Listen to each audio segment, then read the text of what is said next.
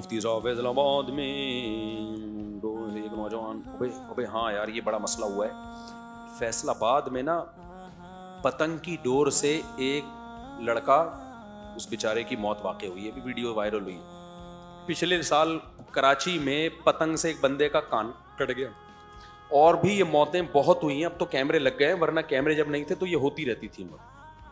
اس کا حل کیا ہے؟ اصل حل تو گورنمنٹ کرے گی، لیکن وہ کرے گی، اب تک تو نہیں کیا، آئندہ بھی نہیں کرے گی۔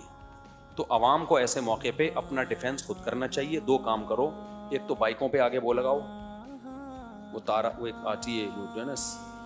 دوسرا، کوئی کمبخت پتنگ اڑاتا ہوا نظر آئے نا، سارے محلے کے لوگ مل کے اس کو کوٹیں۔ سمجھ رہے ہو؟